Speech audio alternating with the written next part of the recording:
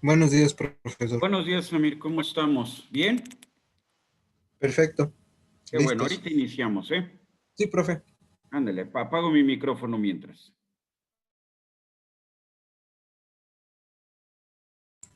Una pregunta, profesor.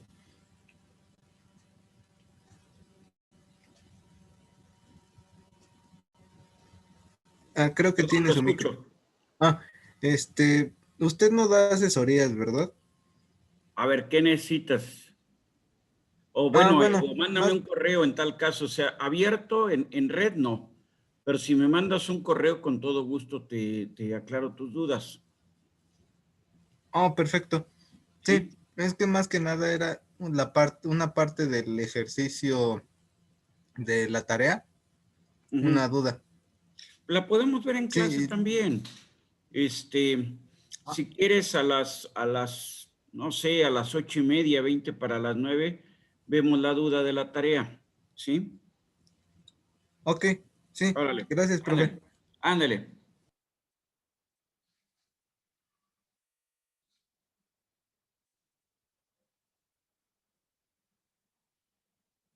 Buenos días, Sinaí, buenos días, Daniel. Buenos días, profesor. Ahorita iniciamos.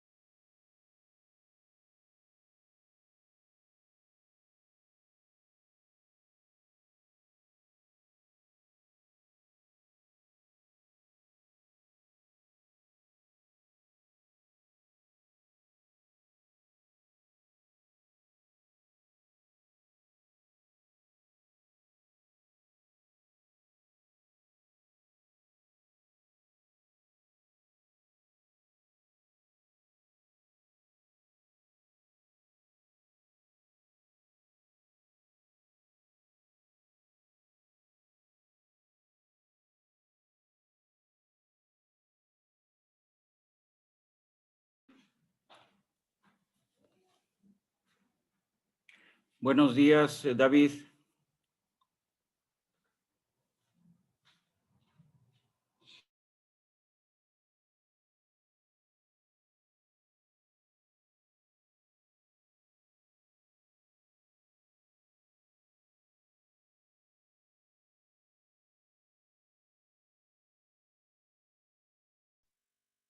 Buenos días, Víctor.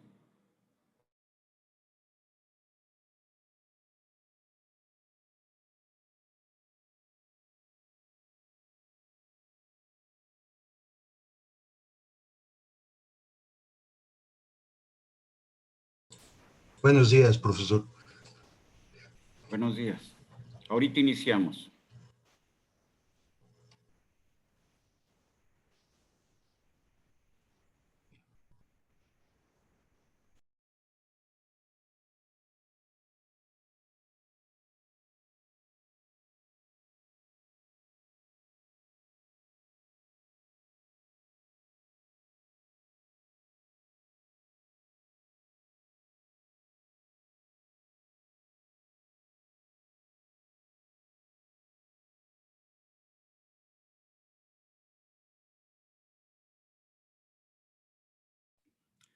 Muy buenos días, tengan todos ustedes. Vamos a iniciar con esta clase correspondiente al miércoles 28 de octubre de este 2020. Muy bien. Para eso voy a poner la presentación. Ahí debe de estar ya en su pantalla. La ocasión anterior estuvimos hablando de deformaciones principales, pero el concepto se puede extender a cualquier valor principal que nosotros estemos manejando. ¿Qué fue lo que partimos nosotros? Nosotros dijimos que para poder describir una propiedad como es la deformación, ¿sí?, que se representa a través de un tensor de segundo rango, nosotros colocamos nuestro sistema de ejes en una posición cualesquiera y por consecuencia tendremos una representación que corresponde a esos ejes. Pero si nosotros giramos los ejes, o sea, nosotros tenemos una representación con, permítanme tantito. Entonces, nosotros tenemos una representación con 9 términos, ¿sí? Sabemos que solamente 6 son linealmente independientes, ¿sí? Esos 9 términos los agrupamos a través de un tensor o los representamos a través de un tensor de segundo rango. Pero si nosotros modificamos adecuadamente esa representación, o sea, modificamos los ejes, giramos los ejes, podemos entonces esa misma representación describirla en lo que llamamos ejes principales. Si tenemos ejes principales, entonces la representación solamente consistirá de valores en la diagonal principal. O sea, a final de cuentas, lo más que podemos tener son 3 valores diferentes de 0, a los cuales vamos a llamar, en este caso, deformaciones principales.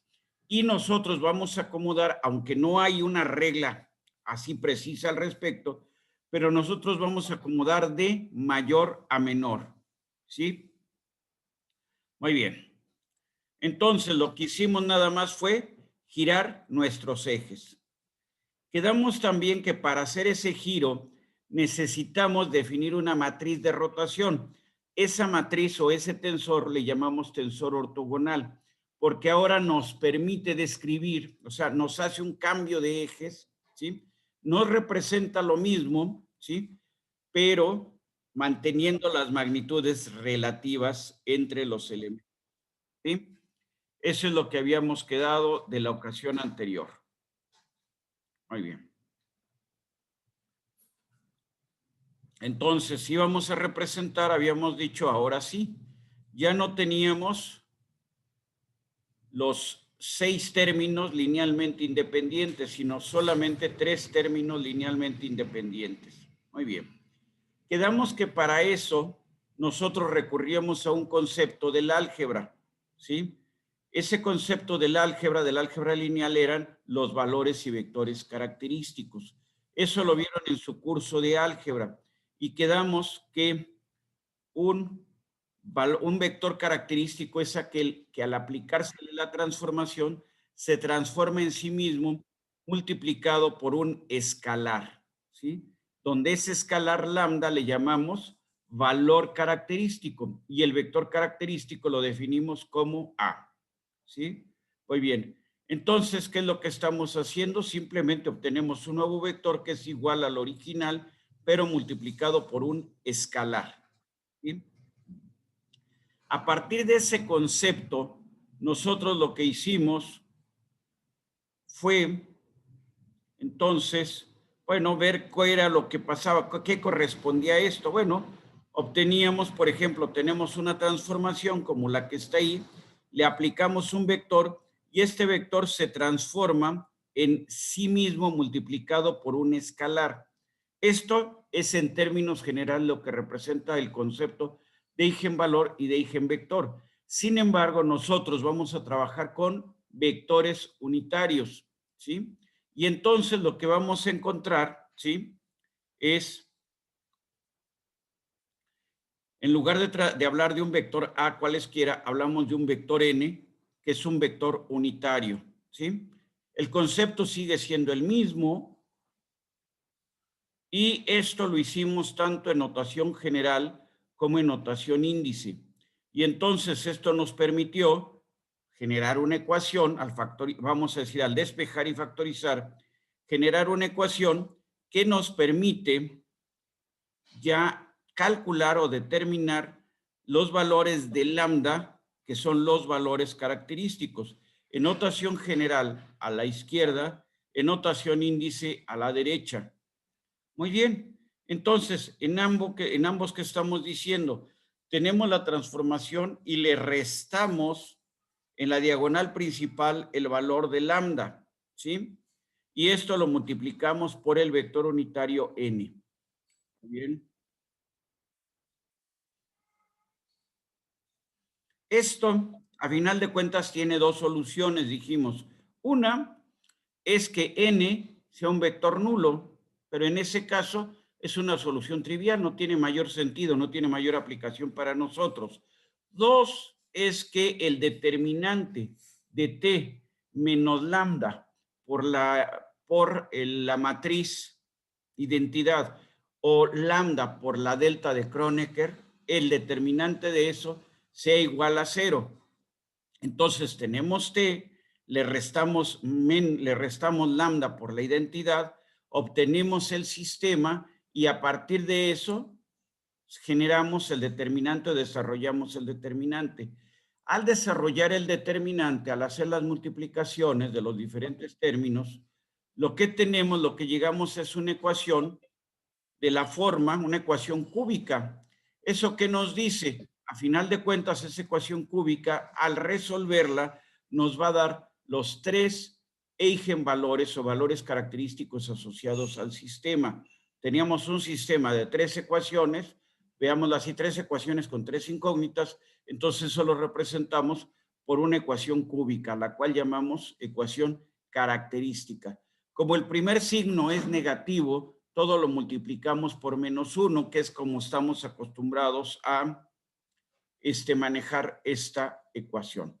Muy bien, entonces, a los términos que multiplican a los valores de lambda, ¿sí? Les llamamos invariantes. Entonces, esta ecuación la simplificamos hablando de que vamos a tener nosotros 3 invariantes. Esos invariantes son propiedades físicas asociadas al sistema.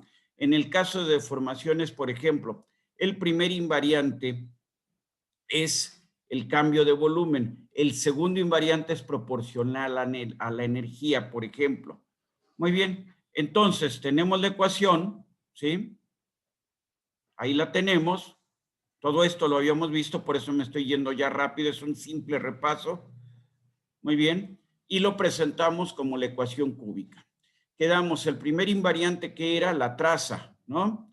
El segundo invariante que era la suma de menores principales. Y el tercer invariante que era el determinante. Pero estos 3 invariantes se pueden simplificar si nosotros hablamos de que T es una matriz simétrica o un tensor simétrico. Y entonces estamos hablando de deformaciones, ¿cómo se representan? A través de un tensor de segundo orden o de segundo rango simétrico, o si lo quieren ver como matrices, a través de una matriz simétrica de 3 por 3. Por lo tanto, los valores de los invariantes se van a simplificar. Siguen siendo lo mismo, traza, suma de menores principales y determinante, pero la forma de presentarlos es mucho más sencilla, ¿sí? Ahora, siempre que dos sistemas sean equivalentes, los invariantes para estos dos sistemas, ¿cómo van a ser? Van a ser iguales. Esto es, la traza va a ser la misma, la suma de menores va a ser la misma y el determinante va a tener la misma magnitud si son equivalentes los sistemas, ¿sí? Muy bien. Ahí tenemos los 3 invariantes. Ya esto lo he repetido hasta el cansancio, pero a fuerza de tanto estarlo repitiendo, no lo debemos de recordarlo, ¿sí? Muy bien. Entonces, ahí teníamos traza. Ya habíamos visto, esto es la tercera vez que lo vemos. Suma de menores principales. Ahí están las menores, ahí van apareciendo las menores. ¿Sí? Ahí van apareciendo las menores.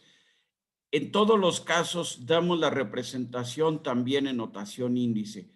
Quedamos que no iba a ser el desarrollo, que eso se les quedaría para su casa, o que podría ser un problema de examen, hacer el desarrollo en notación índice para ver exactamente si cumple o no cumple lo que estamos ahí diciendo. Muy bien. Ahí estamos representando como traza y su notación en forma de índice la suma de menores principales y su representación en notación índice, y el determinante y su representación en notación índice. Si hay algo que ha quedado sin entenderse, es condición suficiente y necesaria para que me detengan en cualquier momento para explicar con mayor detalle. Si no, vamos avanzando. Muy bien. Entonces, si nosotros, o sea, ahí tenemos, tenemos el desarrollo de notación índice para que no quede ningún problema, no haya ningún problema en esto, ¿sí? Vamos viendo cómo se cumple lo que habíamos dicho de la notación índice al hacer su desarrollo en notación índice, ¿sí? Ahí tenemos la verificación que la notación índice cumple. Muy bien. Habíamos quedado, y ya me había adelantado a esto, ¿qué pasa si es simétrico? Pues la traza, pues en sentido estricto no cambia en la forma que lo habíamos expresado, pero la suma de menores principales sí se simplifica, ya que T12 y T21 es lo mismo y simplemente ponemos como T12 al cuadrado. T23 y T32 es lo mismo y simplemente ponemos como T23 al cuadrado. Y T13 y T31 es lo mismo y simplemente ponemos como, lo describimos como T31 al cuadrado, ¿sí? Esto también ya lo habíamos visto. Es un simple repaso rápido de los conceptos. Lo mismo puedo decir para el tercer invariante, se simplifica. Ya tenemos que T12, T23 y T31 es lo mismo que T21, T32 y T13. Entonces simplemente sumamos dos términos que son equivalentes y simplificamos, ¿sí? Ahí está lo que decíamos, estos dos términos son exactamente iguales, ¿no? Y entonces podemos simplificar. Muy bien. Entonces vamos revisando todos los términos, vemos con qué los podemos simplificar, los sustituimos y normalmente para el curso, ¿cuál es la forma de invariantes que vamos a utilizar? Esta que tenemos aquí, ¿sí? ¿Por qué? Porque normalmente en el curso siempre vamos a hablar de tensores que son simétricos y por lo tanto los invariantes se pueden presentar tal como está aquí indicado. Muy bien. La ecuación en sentido estricto no cambió, simplemente simplificamos la forma de indicar a los invariantes. Entonces, bueno, si nosotros resolvemos la ecuación característica, obtenemos los tres valores característicos. Llamémosle deformaciones principales, llamémosle esfuerzos principales, llamémosle rapidez de deformación principal, siempre que estemos representando la propiedad a través de un tensor de segundo rango, podemos hablar de valores principales, ¿sí? Muy bien. Continuamos entonces, ¿sí? Los valores principales o valores característicos del sistema. Ahí está. Entonces, si queremos obtener los vectores característicos o eigenvectores, simplemente tenemos que recurrir de nuevo a la ecuación. Y eso precisamente estuvimos haciendo en el ejercicio que hicimos el lunes, en donde sustituimos primero con lambda 1, luego con lambda 2 y luego con lambda 3, y fuimos encontrando cada una de las componentes del vector, ¿sí? Primero el vector 1, luego el vector 2, que es en donde nos quedamos, y el vector 3, ¿cómo lo podemos calcular? Como el producto punto del vector 1 por el vector 2. ¿Estamos de acuerdo? ¿Sí?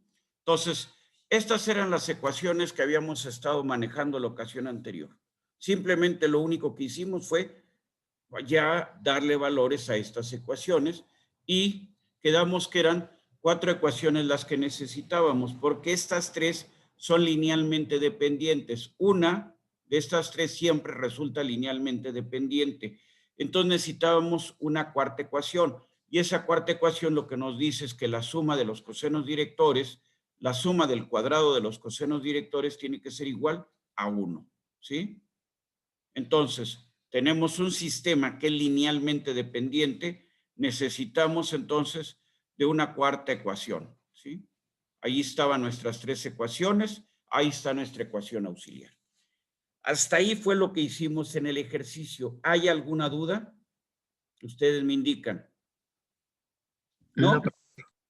¿no? Bueno, entonces obtenemos un primer vector. Hacemos lo mismo con el segundo eigenvalor, ¿sí? Muy bien. Entonces obtenemos un primer vector. Hacemos lo mismo para el segundo eigenvalor, o sea, lambda 2 en este caso, para que quede bien claro. Y obtenemos entonces las componentes, generamos otra vez un sistema de 3 ecuaciones donde hay dependencia lineal entre estas. Regresamos a usar nuestra ecuación auxiliar y con esto resolvemos. Fue exactamente en la ecuación 2 donde nos quedamos al terminar la clase de lunes, ¿sí? Lo mismo podemos hacer con la ecuación 3. El problema es que nunca vamos a poder precisar cómo estamos definiendo los vectores unitarios, si lo estamos definiendo con la parte positiva del eje o con la parte negativa.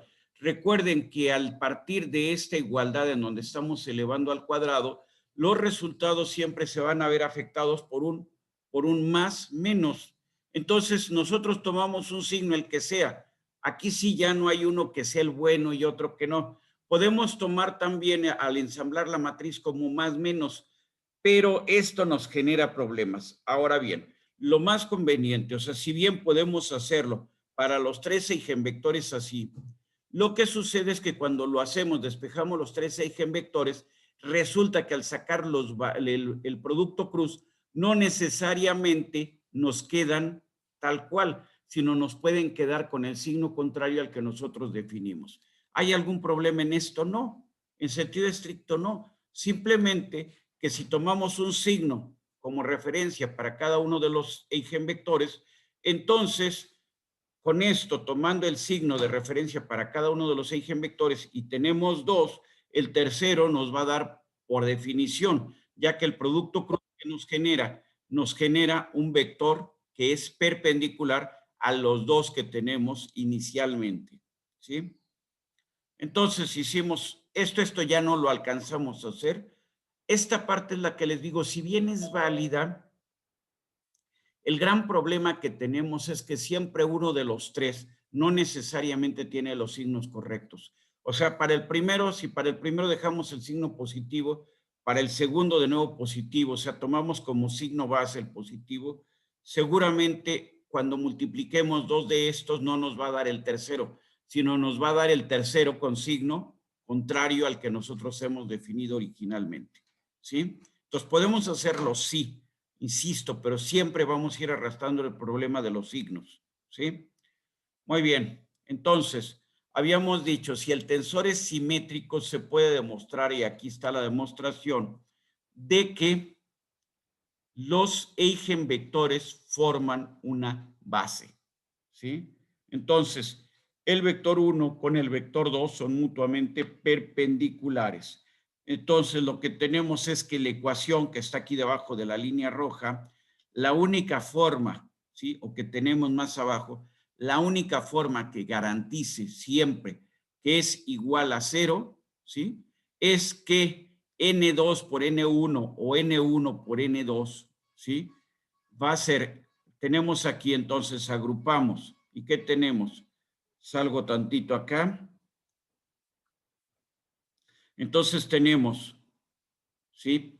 Tenemos del lado izquierdo la igualdad nos tiene que dar 0. Del lado derecho habíamos dicho, lambda 1 no tiene por qué ser igual a lambda 2. Entonces la única forma de garantizar que esta ecuación que tenemos marcada en azul sea igual a 0 es que N1 producto punto N2, ¿cuánto nos dé? Nos dé 0, o sea que N1, el eigenvector 1 y el eigenvector 2 sean mutuamente perpendiculares. Era lo que habíamos dicho la ocasión anterior, ¿sí? Exactamente ese es a lo que habíamos llegado. Muy bien. Muy bien. Entonces, esto es el desarrollo simplemente, a final de cuentas. Muy bien. N1 tiene que ser perpendicular a N2. Es lo que habíamos dicho. No hay mayor problema en esto y por consecuencia, extendiendo el análisis, a su vez estos dos tendrán que ser perpendiculares con N3. Por lo tanto, N1, N2 y N3 constituyen una base coordenada. ¿Sí? Muy bien. Entonces, muy bien. Entonces ahí tenemos los 3 eigenvectores. Si tenemos 3 eigenvectores, los podemos ensamblar en una matriz. Y esa matriz, como dijimos, es la matriz de rotación o matriz ortogonal. Entonces a Q le vamos a llamar matriz de cosenos directores y es una matriz ortogonal. Esta que nos permite hacer un cambio de base, ¿sí? Tengo 2 sistemas coordenados. Tengo la matriz Q que refiere un sistema con respecto al otro y esto me permite pasar de un sistema a otro sistema coordenado, ¿sí? Entonces, tengo este vector VI, pues en los ejes en verde y los ejes en naranja, VI sigue siendo el mismo. Lo que va a cambiar entre los ejes en verde y los ejes en naranja, ¿qué es? Son los valores, son los escalares con los que representamos a este vector I, ¿sí? Pero bajo las 2 bases tiene que ser lo mismo. Si nosotros tenemos una matriz ortogonal, sabemos que el inverso de una matriz ortogonal es la transpuesta. Por lo tanto, Q por su transpuesta, ¿qué nos tiene que dar? La identidad, ¿sí? Y por consecuencia también el determinante de Q, ¿cuánto nos tiene que dar? Nos tiene que dar 1, ¿sí? Muy bien. Ya habíamos quedado desde la ocasión anterior que si tomamos la matriz Q y sacamos los cuadrados, la suma de los cuadrados en el renglón tiene que ser igual a 1. Si sacamos la suma de los cuadrados de los términos en la columna, tiene que ser igual a 1, porque se debe de cumplir lo de los cosenos, la suma del cuadrado de los cosenos directores es igual a 1. Eso ya lo habíamos quedado, no debe de haber ningún problema, ¿sí? Es lo que estamos ahí diciendo. Y entonces, ¿cómo relacionamos? Entre los 2 sistemas tenemos vectores unitarios, ¿sí? ¿Qué es lo que va a cambiar? Bueno, lo que voy a hacer es definir los vectores unitarios del tensor, perdón, del sistema coordenado en naranja con respecto a los tensores, con respecto a los vectores unitarios del tensor, perdón, del sistema coordenado en verde. Entonces, lo que vamos a describir son los vectores unitarios que están en morado con respecto a los vectores unitarios que están en rojo, por ejemplo, ¿sí? O a la inversa, ¿sí? Dependiendo para dónde vamos haciendo la transformación.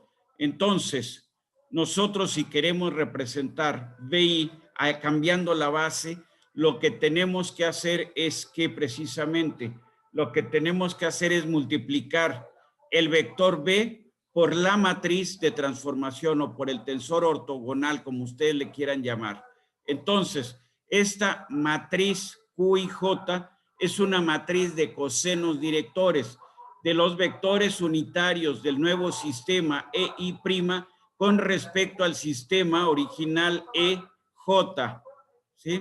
Entonces ahí tenemos, van a ser 9 ángulos los que vamos a describir. Entonces, si nosotros sacamos los cosenos directores, es precisamente lo que representamos en la matriz Q, ¿sí? Muy bien. Ahí tenemos la matriz Q, es la matriz de cosenos directores, ¿sí? Ahí está. Muy bien, entonces, ¿qué hacemos? Premultiplicamos si queremos obtener B en la base en naranja. Premultiplicamos por Q. O lo que podríamos hacer es posmultiplicar, ¿sí? O si aquí, por ejemplo, ¿qué hacemos? Q transpuesta por Q, que nos va a dar la identidad. Entonces, Q transpuesta por B', ¿qué nos va a dar? Nos va a dar exactamente el vector B. O sea, podemos ir de una base a otra simplemente usando Q o usando Q transpuesta. Muy bien. Ahí está. Si tenemos un tensor de rango 2, tenemos que multiplicar 2 veces Q, una por izquierda y otra por derecha. De un lado Q y del otro lado Q transpuesta. Si queremos hacer vamos a ir el cambio de bases en sentido contrario, pues simplemente lo que ponemos es primero Q transpuesta y luego ponemos Q, ¿sí? Ahí tenemos esto, ¿sí? Lo vemos en notación índice que estamos haciendo a final de cuentas. Y entonces, ahí tenemos, ¿sí? Simplemente, ¿cómo nos queda? Q por T por Q transpuesta. O lo podemos hacer al revés, ¿no? Entonces, poner Q transpuesta por T' por Q. O sea, podemos ir de T a T' o de T' a T. O sea, podemos jugar con la representación, con los ejes en los que estamos dando la representación. ¿Hay alguna duda hasta ahí? Todo esto son términos que ya habíamos venido manejando. ¿Hay dudas hasta ahí? ¿No? ¿Continuamos?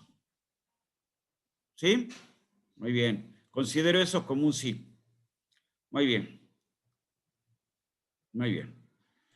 Lo más sencillo para entender esto es, bueno, yo voy a poner en sentido horizontal, en el renglón, voy a poner mis ejes originales, X1, X2 y X3, que están en verde. Y vamos a ir, y en la columna voy a poner mis ejes nuevos, o sea, X1', X2' y X3', o sea, los que están en naranja. Y luego lo que voy a describir son los ángulos. El ángulo que hace el eje 1 nuevo con respecto al eje 1 antiguo. El ángulo que hace 1 nuevo con el 2 antiguo. El ángulo que hace 1 nuevo con el 3 antiguo y así sucesivamente. Y luego de estos ángulos lo que voy a obtener es el coseno. El coseno precisamente del ángulo es con lo que formo la matriz o el tensor, como le quieran ustedes llamar, el tensor ortogonal, el cual se puede identificar simplemente como el coseno en notación índice, el coseno de EI', EJ, ¿sí? Los ángulos, los vectores unitarios nuevos con respecto a los vectores unitarios originales, es lo que estamos ahí diciendo. Entonces ahí tenemos la matriz, estamos dando vueltas sobre el mismo tema con la finalidad de que esto quede perfectamente entendido. Muy bien.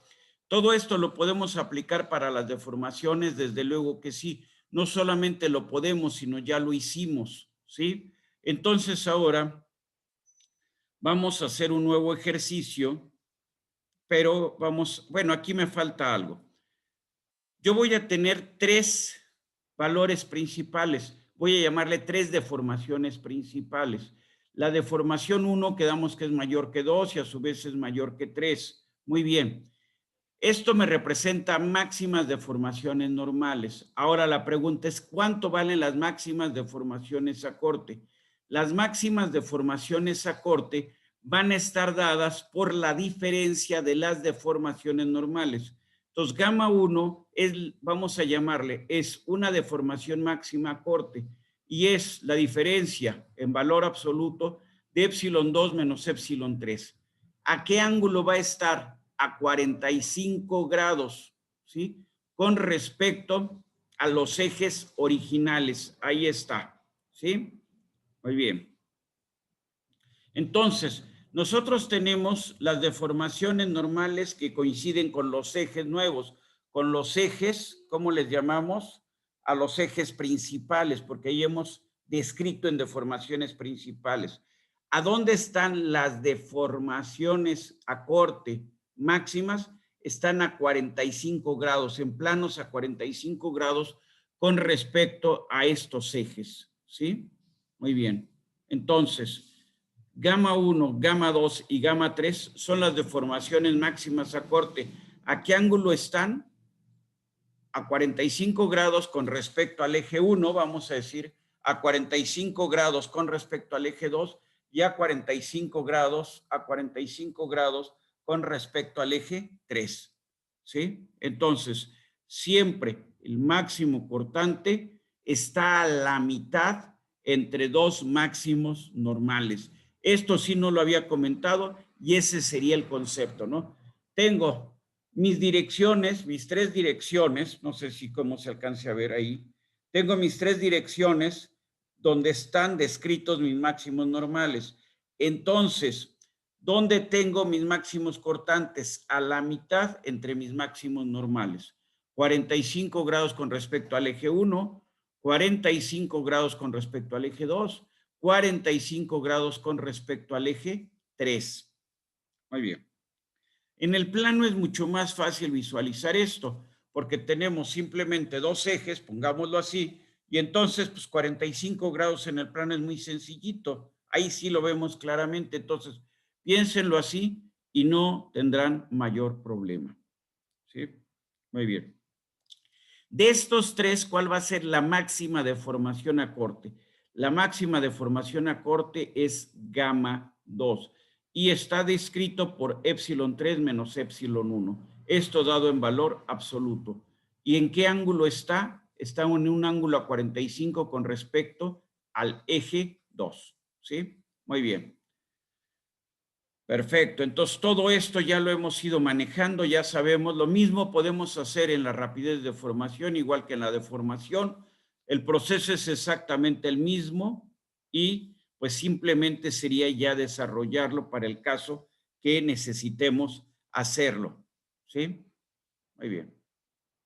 Igual vamos a tener tres máximas de rapideces de deformación a corte, gamma 1 punto, gamma 2 punto, gamma 3 punto, y la definición es similar, es equivalente. Gamma 1 punto es igual a epsilon 2 punto menos epsilon 3 punto. O sea, la máxima rapidez de deformación a corte es igual a la rapidez de deformación normal en el eje 2 menos la rapidez de deformación normal en dirección del eje 3. O sea, conceptualmente es lo mismo, nada más que estamos hablando de rapideces de deformación, no de deformaciones. ¿Sí? Muy bien. Ejercicio que ya hicimos, pero aquí tenemos uno, entonces vamos a aprovechar. Muy bien. Primero, ¿qué características tiene esta descripción de la deformación? A ver, Víctor, dígame usted con qué características describe esta representación de deformación, por favor. Tensor de segundo grado. Tensor de segundo grado, muy bien. ¿Qué características tiene ese tensor? Son simétricas. Simétrico, como debe de ser. ¿Qué más? Hay una tercera característica muy importante. Muy bien. A ver, en el tercer renglón y tercera columna, ¿qué tenemos? Cero. Ceros. Y solamente tenemos un término en la diagonal principal. ¿Eso qué representa? Menos 2, ¿qué es? Sí. Por definición. Deformación. No. ¿Qué piensa usted que es? Cuando en renglón y en columna hay ceros, el término sobre la diagonal principal, por definición, es un valor principal, ¿sí?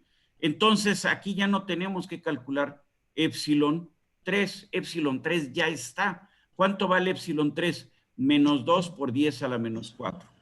¿Alguna otra característica yo añadiría, Víctor? Estamos hablando de deformación infinitesimal. ¿Por qué? Porque son valores muy pequeños. Bueno, muchas gracias, Víctor. Ahí estuvo. ¿Quedó la idea para Víctor y para los demás?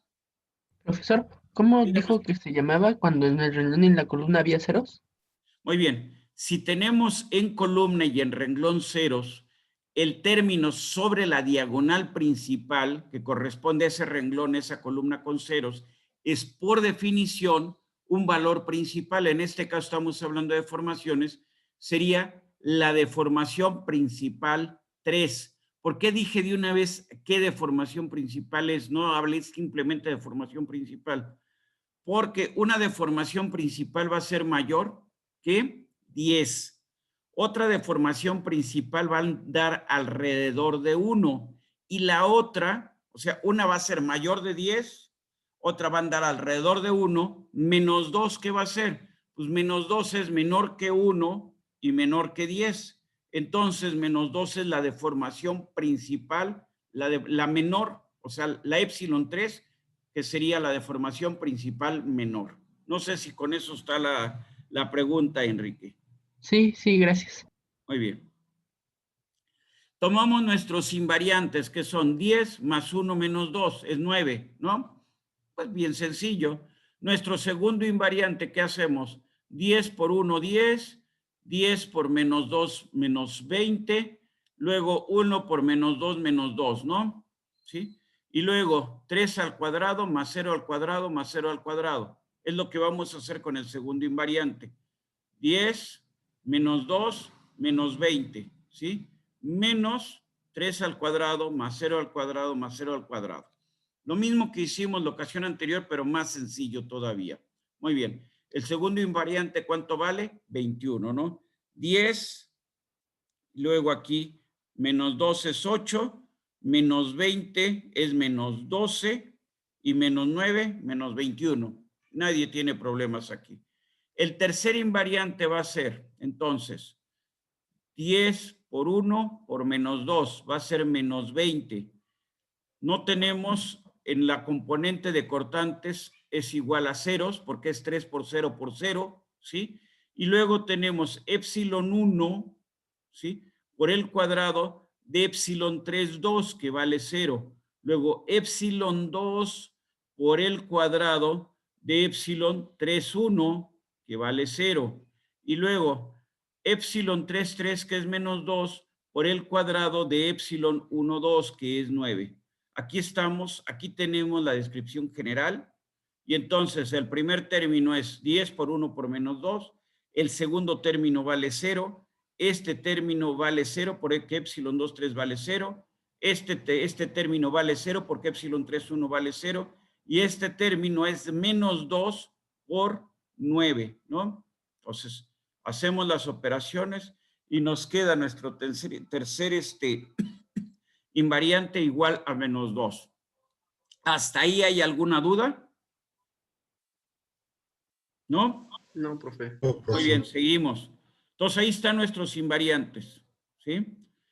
Describimos la ecuación característica. A ver, comentario que quede bien claro.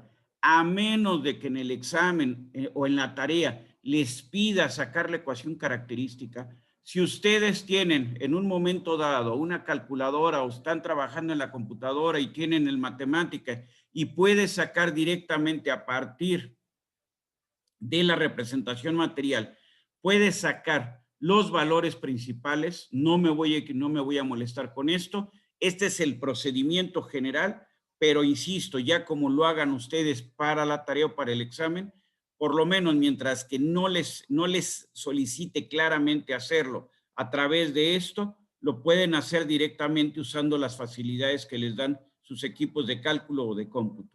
¿Sí? Muy bien. Entonces tenemos nuestra ecuación característica, ¿sí? Ahí está nuestra ecuación característica, ¿sí? Muy bien. Resolvemos esa ecuación. En sentido estricto, una de las raíces ya sabemos cuánto va a ser. Entonces puede ser que lleguemos hasta nuestra ecuación característica.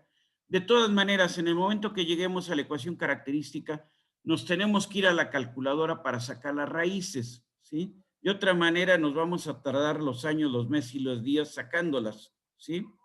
Muy bien. Entonces, teníamos esto. Ahí tenemos la ecuación. Dijimos, epsilon 1 tiene que ser mayor de 10, es 10.9. Son las raíces de esta ecuación que tenemos ahí.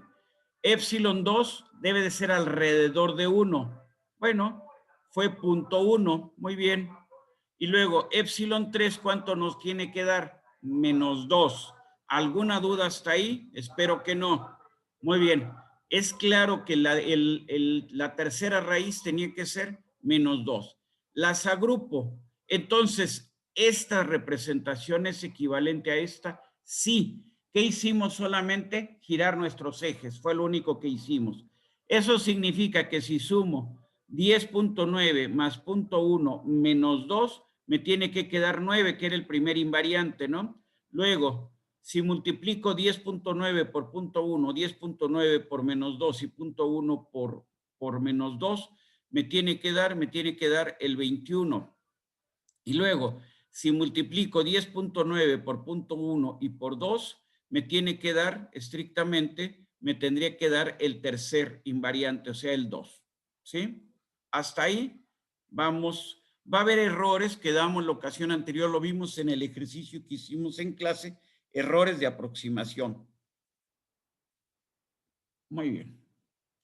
Entonces, habíamos dicho, el menos 2 ya era un valor principal porque en el punto donde estaba representado esto, ya estaba diagonalizado. Este es los valores en columna y en renglón eran ceros. Entonces, por default, tenía que ser un valor principal ya.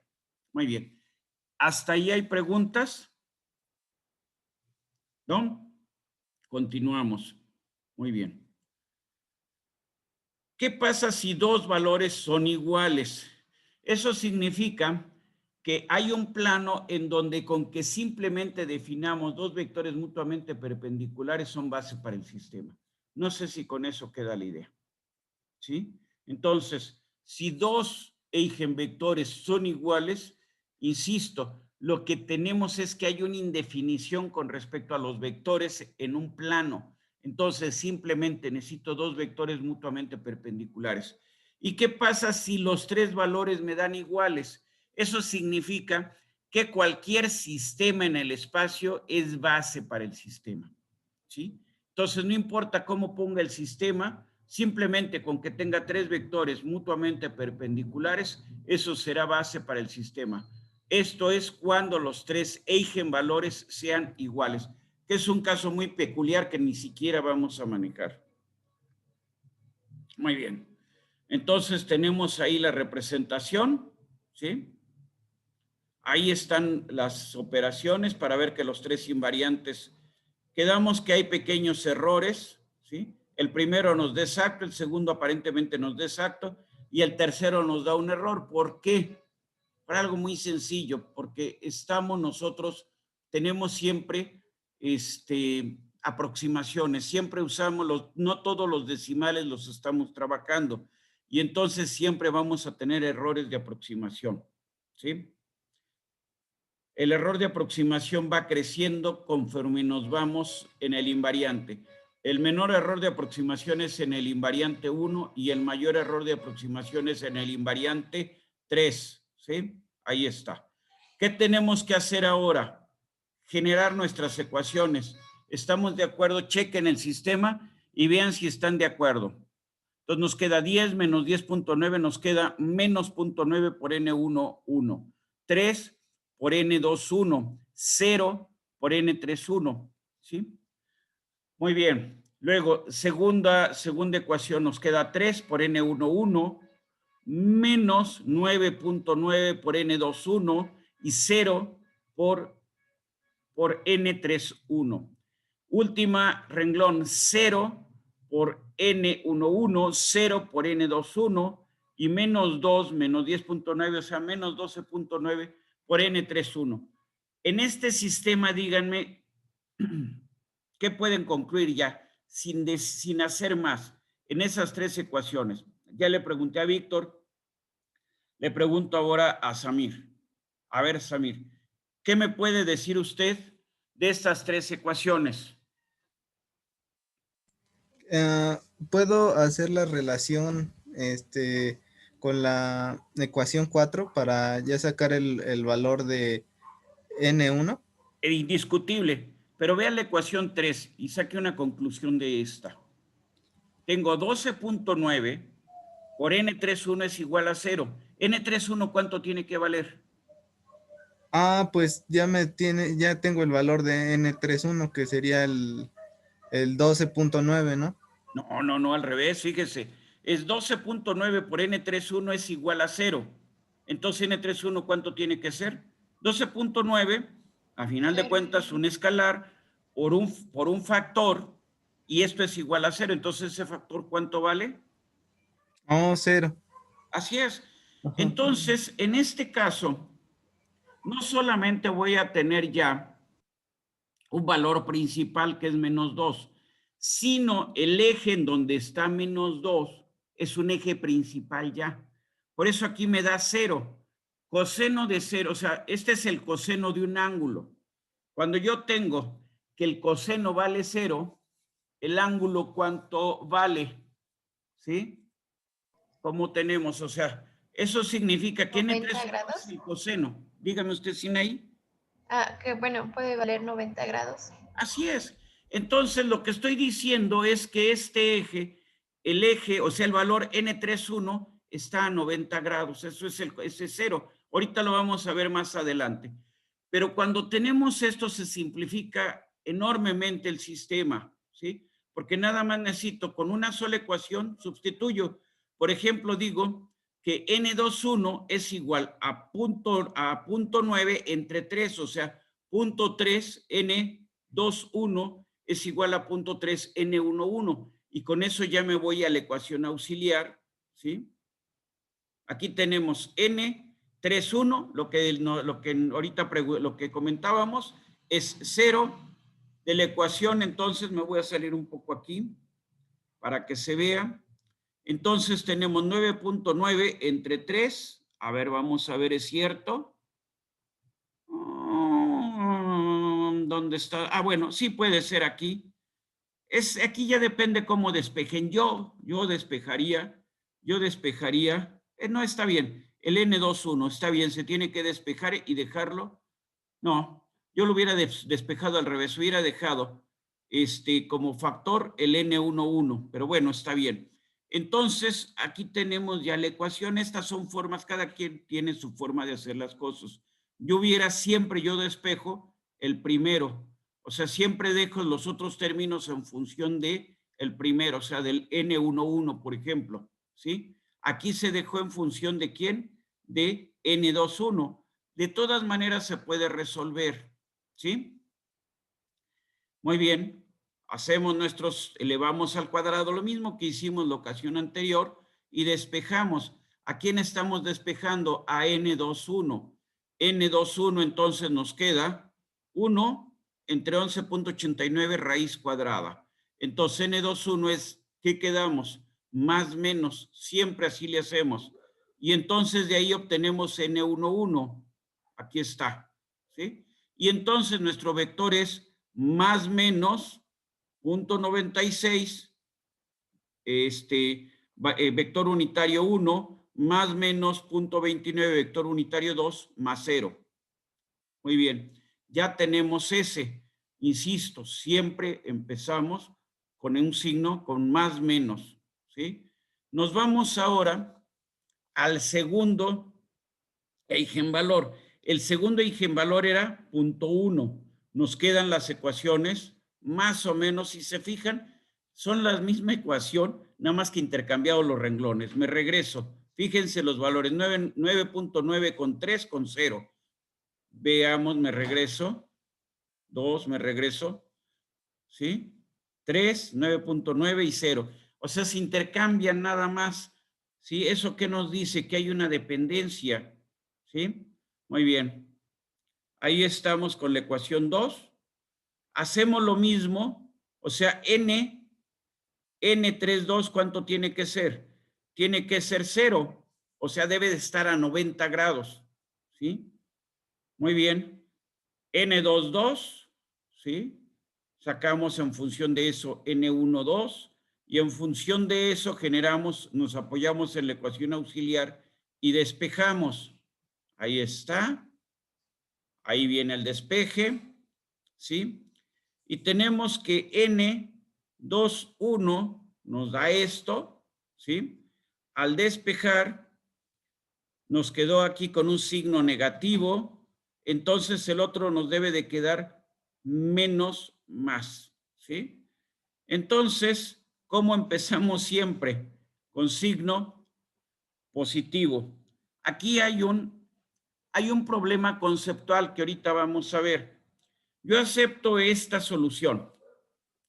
La de por definición siempre inicio más menos, pero no sé si es más o si es menos, esa es la realidad. Entonces, ustedes lo que están haciendo, bueno, me podría ir al tercero, ¿sí? En el tercero, ¿qué obtendría? ¿Sí? Tengo esto, tengo mi segunda ecuación y me queda que N33, aquí tengo un grave problema. En la ecuación 3, ¿qué me dice? 0 por N33 es igual a 0. ¿Puedo despejar de la ecuación 3? ¿O puedo despejar de este sistema de ecuaciones 1, 2, 3? Enrique Gama, ¿usted qué dice? ¿Se puede o no se puede? Perdón, profesor, se me está trabando el audio un poco a veces y no lo escuché. ¿Puede repetir la pregunta? A ver, entonces, sustituimos con nuestro tercer eigenvalor, que es ¿cuánto? Es menos 2. Al sustituir en menos 2 nos queda este sistema de ecuaciones. Sí, aquí tenemos este sistema de ecuaciones.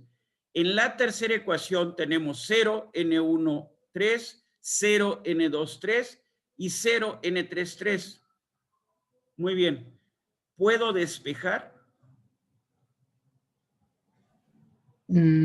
Sí, Yo pienso que no. ¿Por qué? Porque usted tiene una indefinición en N33. Entonces usted podría sacar una relación entre estas dos. En 1 y en 2 puede sacar una relación de N1 y de N2, pero nunca puede despejar porque N3 no tiene de dónde despejarlo, a pesar de que tiene la ecuación auxiliar.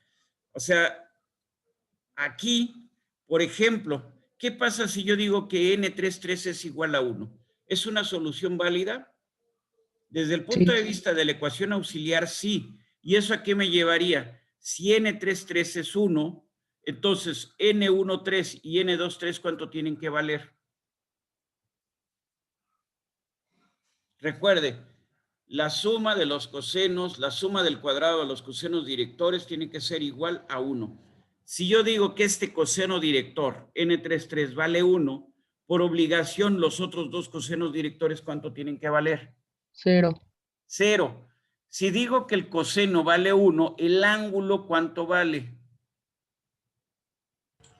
O sea, ¿para qué valor, para qué ángulo el coseno de ese ángulo es igual a 1?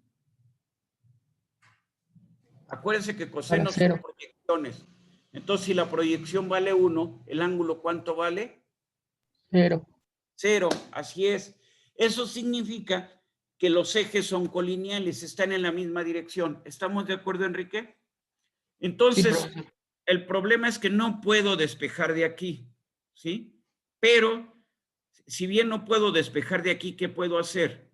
Tengo este vector y antes había obtenido este vector. ¿Qué puedo hacer con este vector, el N1 y el N2? ¿Qué me recomiendan ustedes hacer? N1 y N2, ¿cómo son? Mutuamente. Independientes. Perpendiculares. Perpendiculares. N1 y N2 son mutuamente perpendiculares. Entonces, N1 y N2 están definiendo un plano. Acuérdense, con dos vectores defino un plano. Y entonces multiplico N1 por N2 y ¿qué me va a dar? Me va a dar un tercer vector. O sea, voy a tener N1 y N2, tengo el plano, y entonces al sacar el producto cruz de N1 con N2, obtengo un tercer vector mutuamente perpendicular. Entonces, en estos casos en donde está diagonalizado ya el sistema, pues simplemente el tercer vector no lo puedo obtener del despeje, lo puedo obtener del producto cruz, ¿sí? Muy bien. De otra manera lo podría haber visto. Sabíamos que esto ya estaba diagonalizado y que menos 2 era un valor principal. Entonces, si era un valor principal, esta es una dirección principal, ¿sí? Entonces, en realidad, ¿qué estamos haciendo? N3, si esta es una dirección ya principal, por definición, ¿cómo nos debería de quedar? 0E1, 0E2, E3. ¿Eso qué significa? El nuevo vector unitario, ¿sí? N3 es igual al antiguo vector 3, ¿sí? Así de sencillo. La otra, puedo hacer esto. Puedo multiplicar N1 por N2. Muy bien. N1 me regreso. ¿Dónde estaba N1? Más, o sea, ¿qué signo uso? Por ejemplo, el signo más, entonces más 96 más punto 29. Vamos a ver si es cierto. Más 96 más punto 29. N2, aquí estaba, ¿sí? Más punto 29 menos 96, ¿sí? Más punto. ¿Qué se hizo en este renglón? ¿Qué tramposidad se hizo al poner el ejercicio? Aquí está. ¿Cómo lo, perdón, discúlpenme. A ver, N2 está aquí. Más 0.29 menos 0.96 y 0, ¿sí? Pero ¿cómo se escribió para sacar al hacer el producto cruz? Se cambiaron los signos. ¿Eso qué significa? Que en lugar de tomar el vector en una dirección, tomé el vector pero en dirección contraria. Simplemente es eso. ¿Es válido? Pues sí, pero lo que pasa es que aquí yo ya sé cuál es el resultado, por eso lo hice. Cuando hacemos esto, hacemos esta multiplicación, ¿qué nos quedaría? Nos quedaría 0.29 por 0 y 0.96 por 0. Entonces me quedaría 0 en E1. Luego en E2 me quedaría 0.96 por 0 y 0 por 0.29. El segundo término me quedaría 0. Y luego para el tercer término me quedaría 0.96 por 0.96, 0.96 al cuadrado, menos, con un menos que es de la diagonal, entonces me quedaría más 0.29 al cuadrado. Si hacen ustedes 0.96 al cuadrado más 0.29 al cuadrado, ese es 1. Y entonces me dice lo que yo ya sabía, el tercer vector es 1. ¿Qué pasa si hubiera puesto aquí el signo con el que lo había manejado, el signo más? En lugar de haberme salido aquí 1, ¿qué me hubiera quedado? Entonces, insisto, aquí me queda más en lugar de menos, aquí menos. Entonces me hubiera quedado menos, o sea, 0.96 menos multiplicado por menos 0.96. Y del otro lado me hubiera quedado menos 0.29 por 0.29. Entonces me hubiera quedado menos 0.96 al, vamos a decir, menos 0.96 al cuadrado, menos 0.29 al cuadrado. Me hubiera quedado aquí un menos 1. ¿Eso qué dice? Que va en sentido contrario el eje. ¿Va en sentido contrario? No. El sentido del eje es el que teníamos ya. Entonces debe de ser 1, no menos 1. ¿Sí? Por eso se hizo aquí el cambio. Muy bien. Profesor, una pregunta. En Mándeme. ese caso, ¿cómo supo que tenían que ser diferente el signo de la componente 1 y el signo de la componente? Ah, bueno. A ver, nada más déjeme ir para donde está. A veces es una muy buena pregunta. A ver. A ver. Esto por un concepto que ustedes ya manejan, déjenme ver, esto tendría que irme para atrás, ¿no? Me fui para adelante, ay, no sé hasta dónde quedé.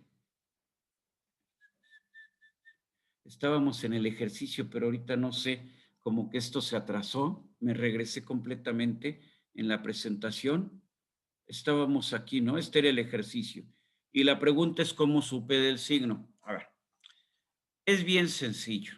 A ver, lo voy a hacer, voy a usar la tableta para poderlo describir. Muy bien. A ver, voy a cambiar de presentación, voy a cambiar de pantalla. Me voy a la tableta.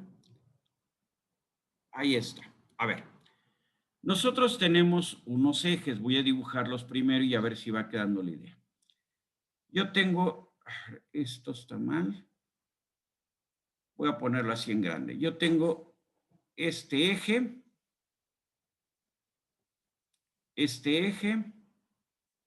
y este eje. ¿Sí? Y bajo esos ejes tengo una descripción así más o menos. Ahorita ustedes me corrigen. Epsilon es igual a epsilon 1, epsilon 1, 2, 0, epsilon 2, 1, epsilon 2, 2, 0, 0, 0.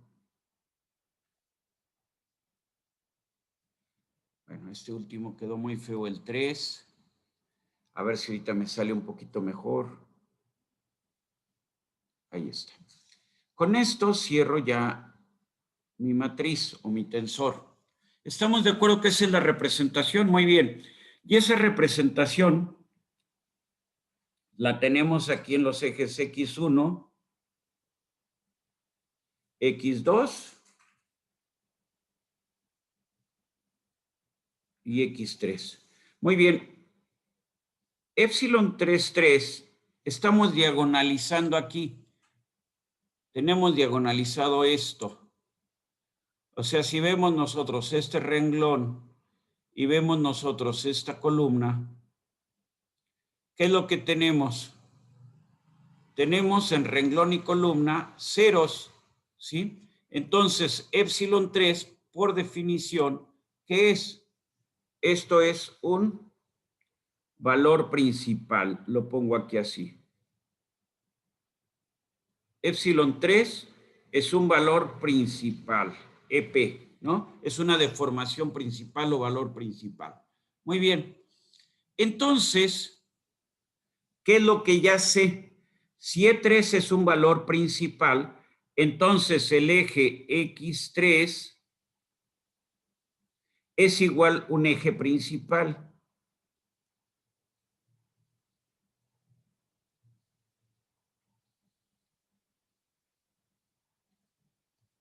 Entonces, si hablo del vector unitario, en cada uno de estos que tenemos, pues tenemos vectores unitarios, ¿no? Tengo aquí un vector unitario, ahí así lo pongo. Tengo aquí un vector unitario, ahí así lo pongo. Y tengo aquí un vector unitario, ahí está. Entonces tengo aquí un vector unitario E1. Aquí tengo un vector unitario E2.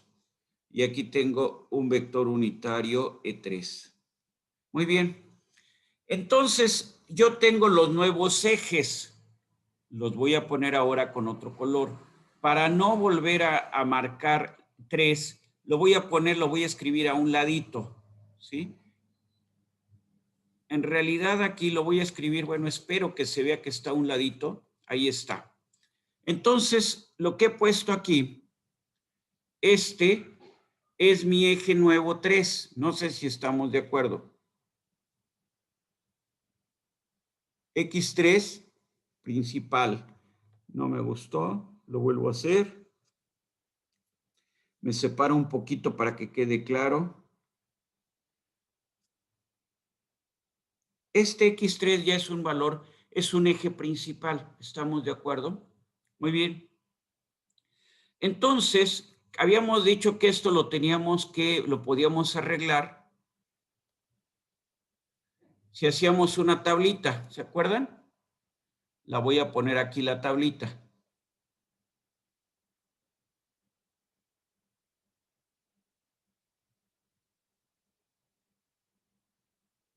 Tres renglones y tres columnas en esa tablita.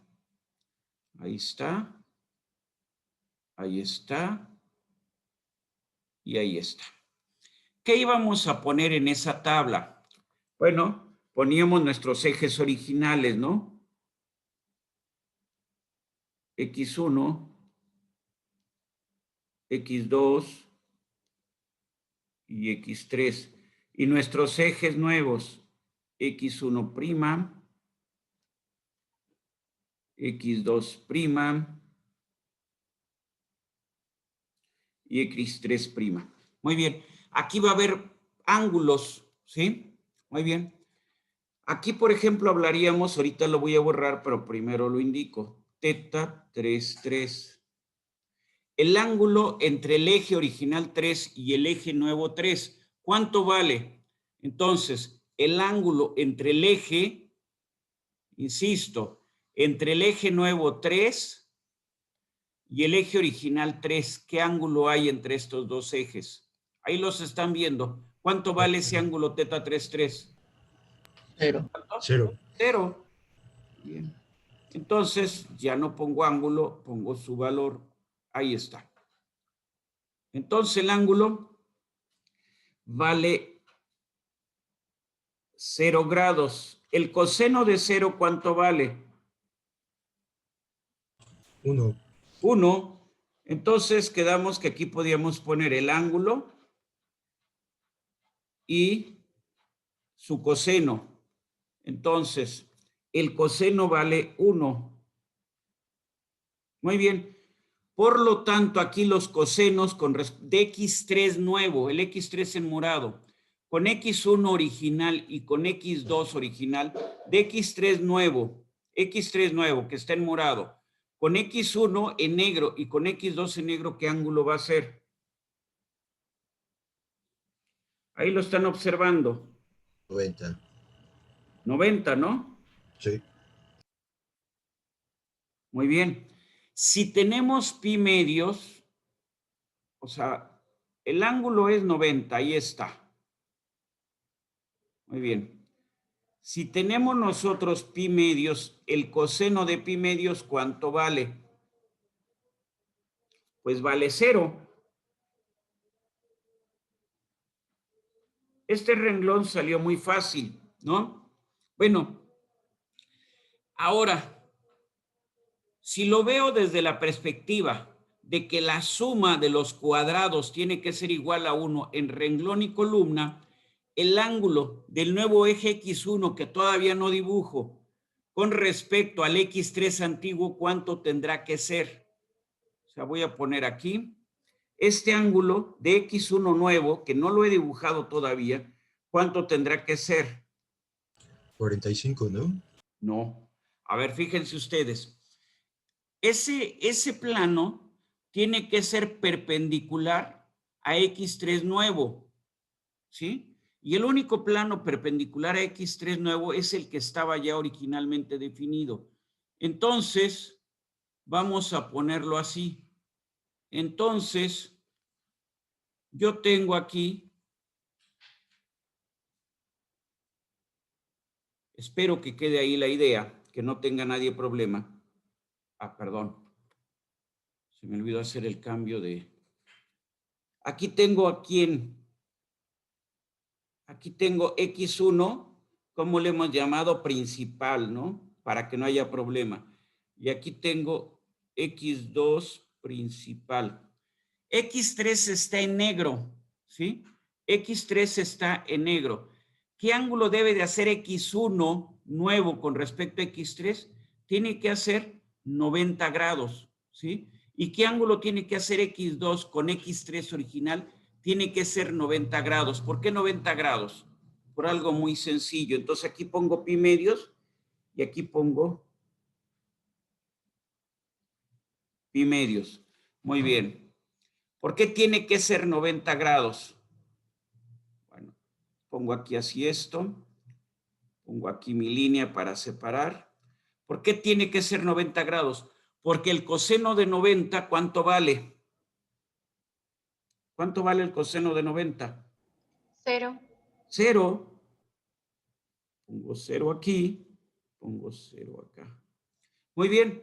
Si ahora tomo en la columna el cuadrado de 0 más el cuadrado de 0 más 1 al cuadrado, ¿cuánto me da? Me da 1. 1. Tomo en el renglón el cuadrado de 0 más el cuadrado de 0 más 1 al cuadrado, ¿cuánto me da? 1. Entonces se cumple en renglón y en columna, ¿sí? Entonces la única forma que yo tenía es que mi eje X3, por ejemplo, pongámoslo así, aquí está mi eje X3. Este es el eje, vamos a decir, este no cambió. Entonces, para que cambie el sistema, lo único que puedo hacer, ¿qué es? Lo único que puedo hacer es rotar, lo que tengo es una rotación. Al hacer el cambio de base, lo que tengo es una rotación en un ángulo teta alrededor de X3. No sé si estamos ahí, si gráficamente queda claro esto, ¿sí?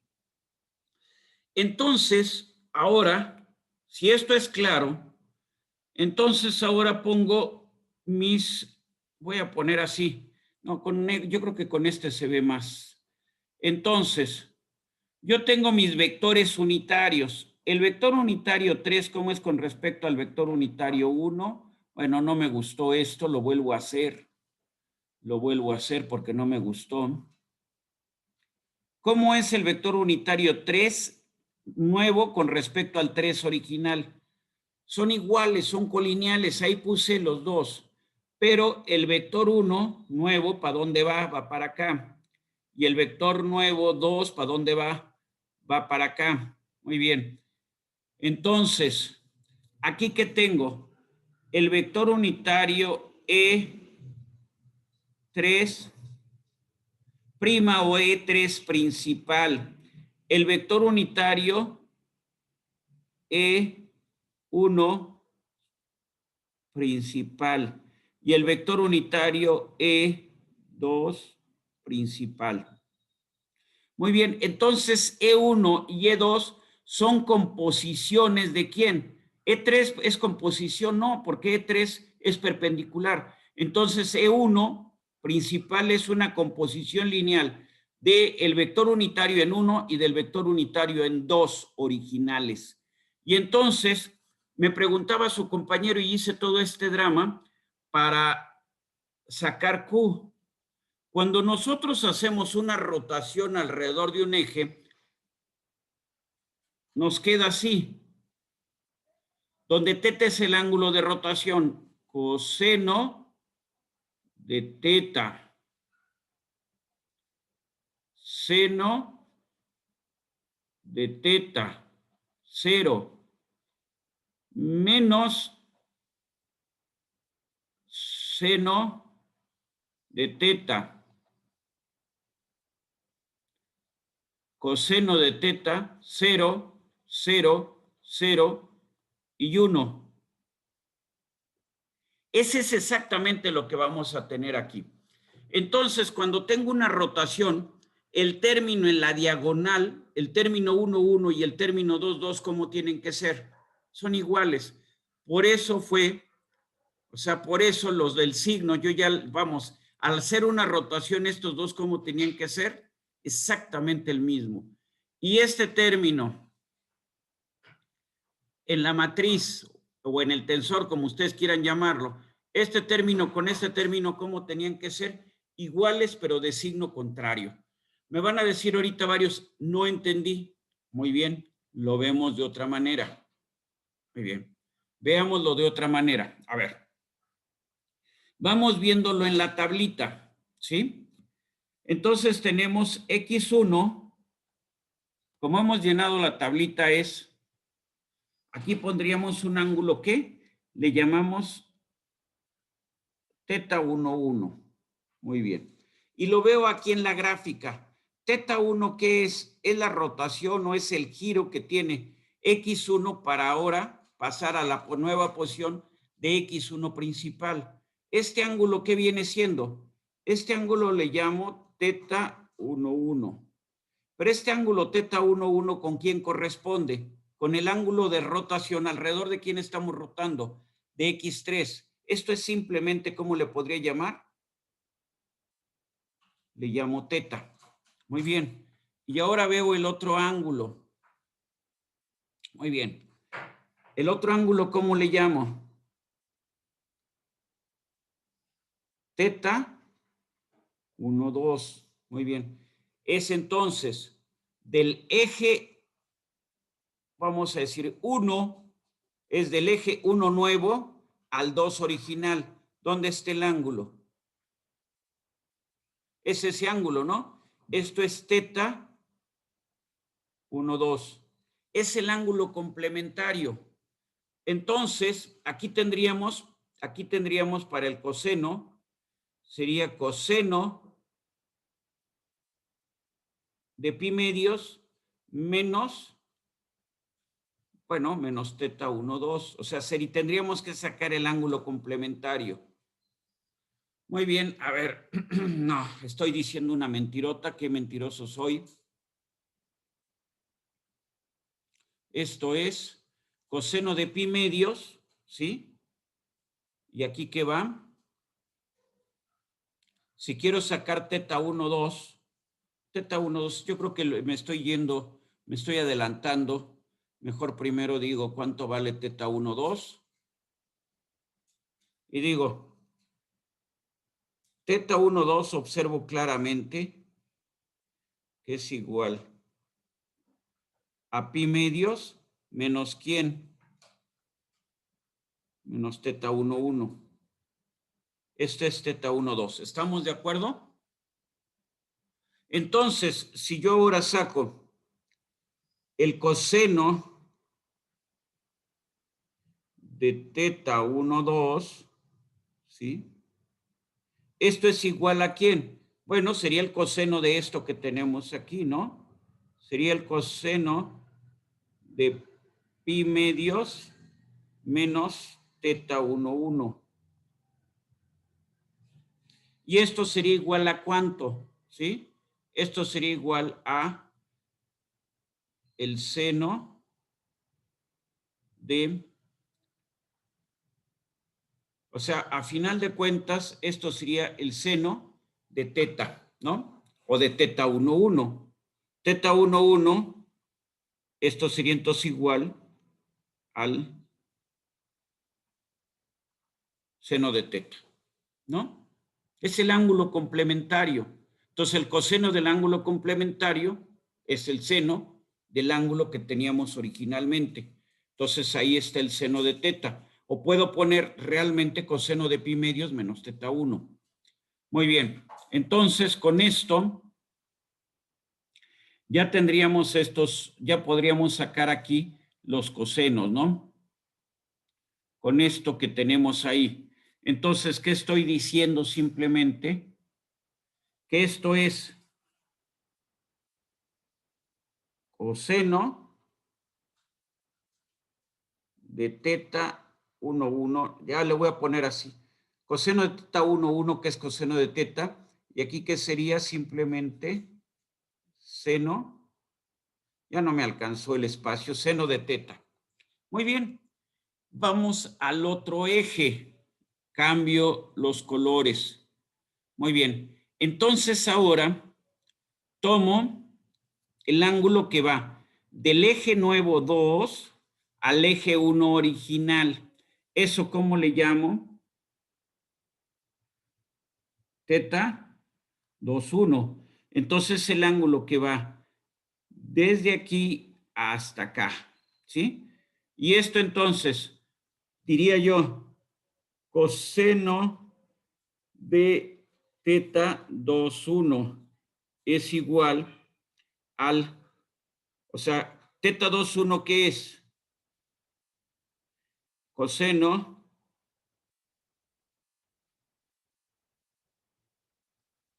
véanlo ahí, si es cierto. Puedo poner teta o puedo poner teta 1, 1. Si quieren acá abajo ya lo pongo. Coseno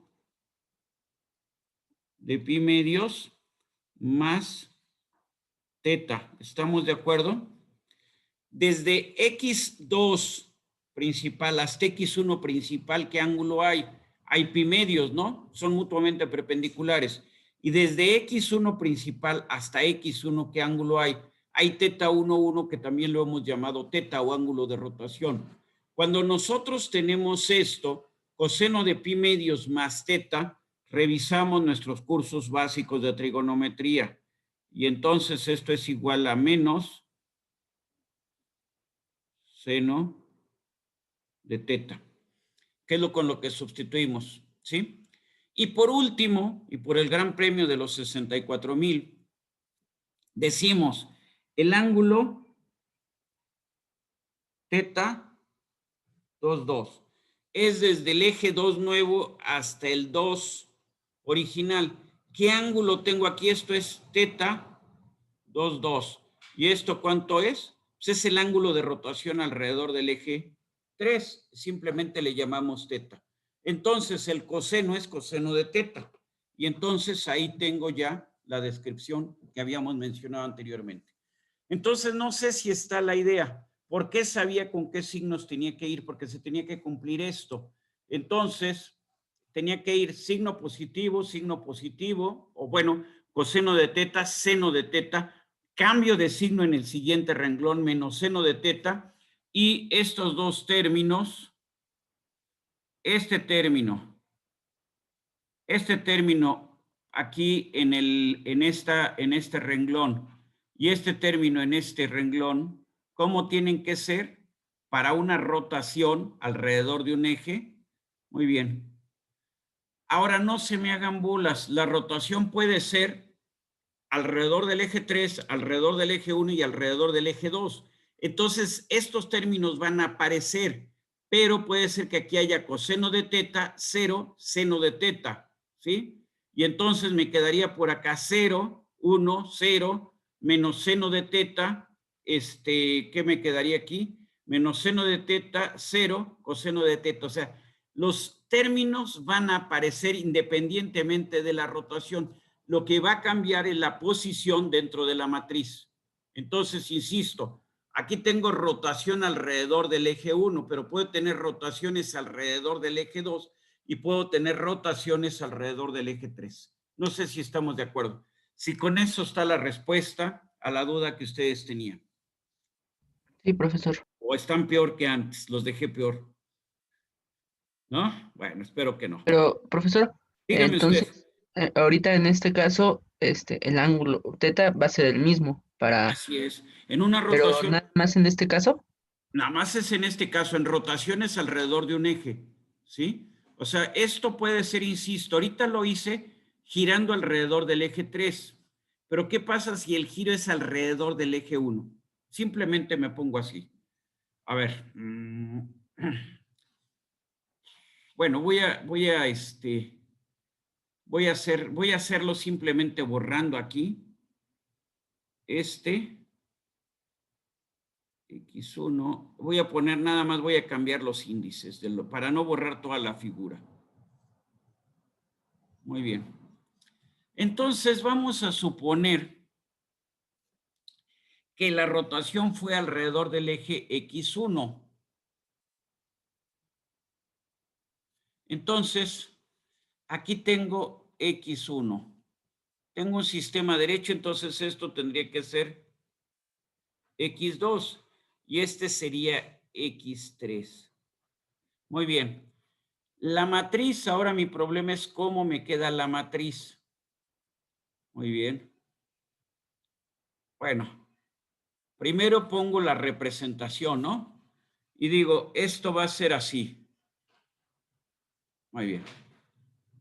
Tengo esta descripción en el examen, el profesor es tan malo que me pone así, epsilon 1, 1, 0, 0, 0, 0, epsilon 2, 2, epsilon 2, 3, epsilon 3, 2 y epsilon 3, 3. ¿Cuál es valor principal ahí ya por default? El epsilon 1, 1.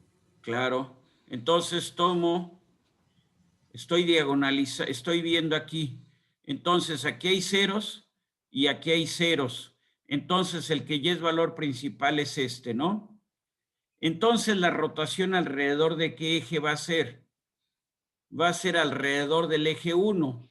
¿Cómo me va a quedar la matriz? Muy bien. Los nombres van a ser los mismos, si quieren verlo así. Los nombres de los ángulos son los mismos, pero ¿cómo me van a quedar ahora?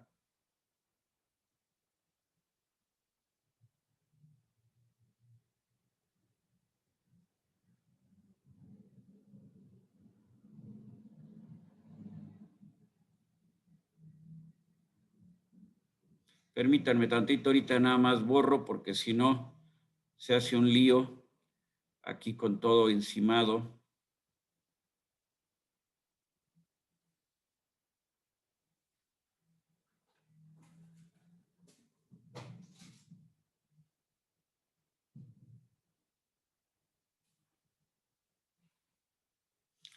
Muy bien. Cambio a negro para que no tenga problema. Y digo, X1 con X1 principal, X1 va a ser igual a X1 principal. Entonces, teta 1, 1, ¿cuánto vale? Teta 1, 1 vale 0 grados. Entonces, X1 principal con X2, ¿cuánto tiene que ser? Pi medios. Pi medios. Aquí, ¿cuánto tiene que haber? Pi medios. Pi medios. A ver, a lo mejor aquí ya me estoy adelantando. Voy a hacer lo que es evidente primero. Muy bien. Primero veo lo evidente. ¿Esto es cierto? Sí, ¿no? O sea, para que me quede aquí entonces, cuando yo obtengo los cosenos, pongo mi diagonal, y obtengo los cosenos.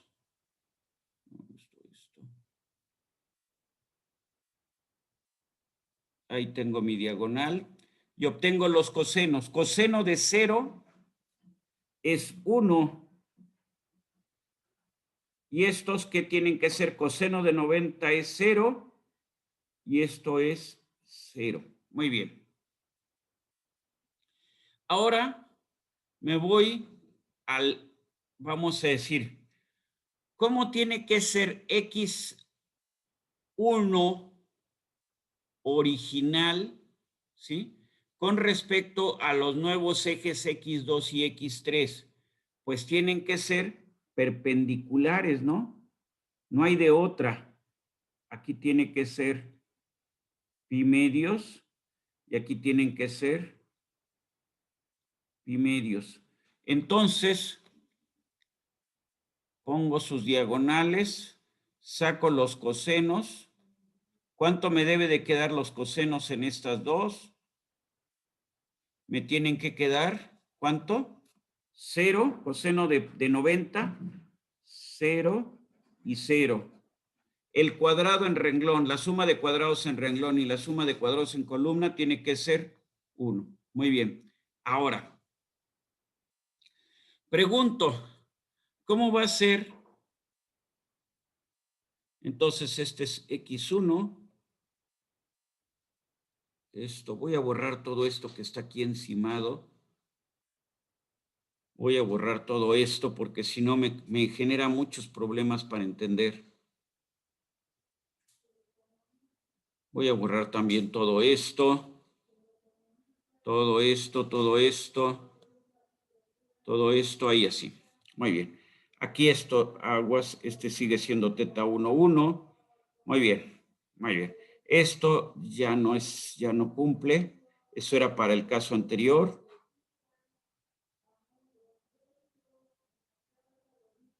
Perdón, aquí ya me llevé esto. Ahorita lo vuelvo a escribir. Muy bien. Escribo de nuevo mi eje. ¿Con qué color estaba? Con morado. Ahí está. Muy bien. Muy bien, entonces tengo X1. Los ejes en negro son los ejes originales. Hemos quedado en eso. X1, X2, y este tendría que ser X3. Muy bien. X3, ¿no?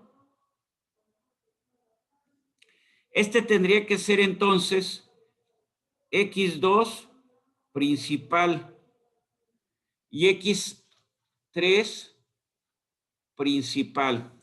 Entonces ahora quiero el ángulo teta 2, 2. Teta 2, 2 es quién con quién, ¿sí? Es, a final de cuentas, es 2 nuevo con 2 original. Ahí está. Es el ángulo que acabo de marcar. ¿Cómo se llama ese ángulo? Teta 2, 2. Muy bien. Y aquí tengo 2 con 3. Esto es teta 2 con 3. Muy bien. Teta 2, 3. Ya ahí ya lo describí. Teta 2, 3. Muy bien. Y ahora lo que quiero es... Muy bien. Y ahora lo que quiero, voy a cambiar color. Voy a poner verde. Y ahora lo que quiero es exactamente teta 3, 1, no teta 3, 2, perdón. Teta 3, 1 ya sé cuánto vale. Teta 3, 2 y teta 3, 3. Teta 3, 3 es bien fácil, aquí está. Este es teta 3, 3. ¿Y teta 3, 3 qué va a ser? Pues es simplemente teta. Teta 2, 2, ¿cuánto es? Pues es también simplemente teta. Muy bien. Teta 2, 3, ¿qué es? Es pi medios menos teta 2, 2. ¿Estamos de acuerdo? Teta 2, 3, discúlpenme que me haya salido ahí tan feo. Sí. Entonces, vuelvo a hacer esto. Entonces, teta 2, 3 es 90 menos teta 2, 2. ¿Hay así? Hay así. Estamos. No sé si está la idea. A ver, hasta ahí vamos bien. Y teta 3, 3, pues vuelve a ser teta, ¿no? Sí, es la rotación alrededor de ¿quién? Alrededor del eje 1. Y entonces borro ahora esto que tenía yo aquí. Lo vuelvo a escribir para la rotación en el eje 1. Muy bien. Lo vuelvo a escribir. Primer renglón, ¿cómo me queda? Me queda. Ustedes vayan tratándolo de hacer por sí mismos. Me queda entonces coseno de 0 es 1. Muy bien. Coseno de pi medios es 0. Coseno de pi medios es 0. Aquí en la columna, coseno de pi medios es 0. Coseno de pi medios. Teta 2, 2, ¿qué es? Es la rotación. Entonces aquí simplemente pongo coseno de teta. Entonces el siguiente, teta 2, 3, es pi medios menos teta 2, 2. Entonces, ¿esto qué es? Aquí, ¿qué me quedaría? Seno Menor. de teta, ¿no?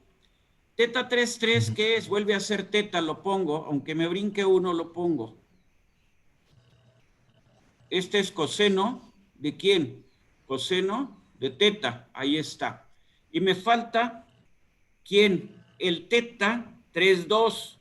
Entonces, teta 3, 2, ¿sí? ¿Dónde está el eje 2? Hasta acá. Entonces, tengo que moverme. Teta 3, o sea, me muevo hasta aquí. Hasta ahí, ¿cuánto hay? 90 grados.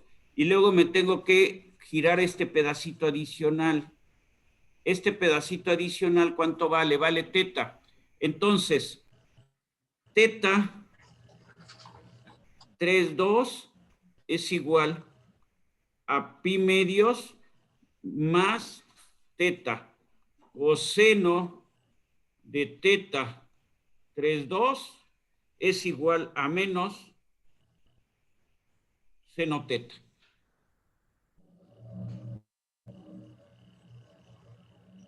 Tan fácil como eso. ¿Estamos de acuerdo? Ahí tuve una rotación en el eje 1. Ya lo hice rotación en el eje 3. Rotación en el eje 1. Ya ustedes hagan rotación en el eje 2. ¿Qué es lo único que va a cambiar? Quedan los mismos términos. Lo único que cambian son sus posiciones en la matriz. ¿Con esto está aclarada la duda?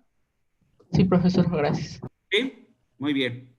Entonces, regreso, no sé qué horas son, todavía tenemos un poquito de chance. Vamos a terminar este tema el día de hoy porque vamos un poco atrasados. Muy bien.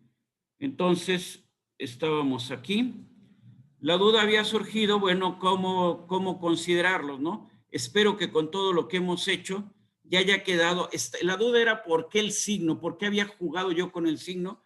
Bueno, porque es vamos, de acuerdo al acomodo que deben de llegar o de acuerdo a los valores de los ángulos, así es como se tienen que ir manejando. Nos queda coseno, seno, menos seno, coseno, ¿sí? Entonces, por eso era el signo menos aquí. Siempre que tenemos una rotación es coseno, seno, es la matriz que nos da la rotación sobre un eje, ¿sí? Eso es de cálculo básico, ¿sí? De álgebra básica, perdón, ¿sí? Ahí está.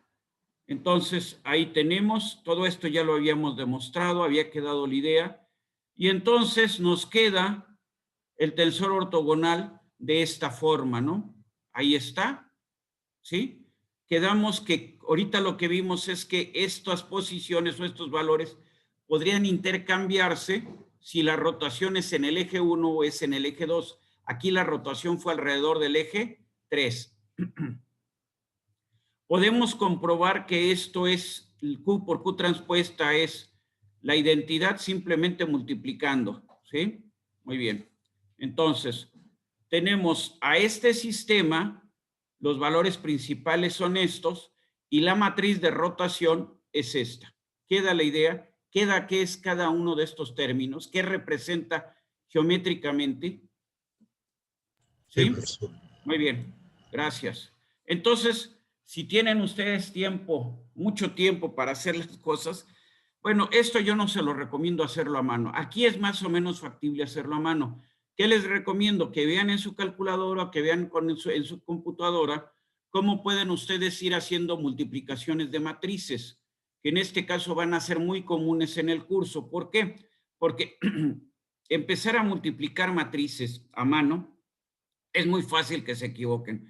Entonces, si yo lo que pretendo demostrar es que Q por epsilon original por Q transpuesta es igual a la representación en valores principales, pues tengo que hacer la multiplicación de estas tres matrices. Entonces, recomiendo siempre hacerlo o en la calculadora o con la computadora, nunca a mano porque se van a equivocar, ¿sí? O sea, para el examen, evidentemente que está permitido que usen esos vamos a decir, esos apoyos, ¿sí? Entonces, ¿cuál era la interpretación geométrica? Teníamos estos ejes, ¿sí? Y ahora, lo que vamos a tener son unos nuevos ejes. Están medio feos, no me gustan mucho porque este X2 parece que es colineal con X1 y no se trata de eso. Ese X2 creo que estaba mejor en lo que yo les había hecho, pero el concepto es el mismo, ¿no? Es una rotación alrededor de ¿quién? Alrededor del eje X3, ¿sí? Entonces, a final de cuentas, nos lleva a esta descripción. Es lo que ya representamos, lo que ya hicimos. Hicimos nuestra tablita, teta, pi medios menos teta, ¿sí? Y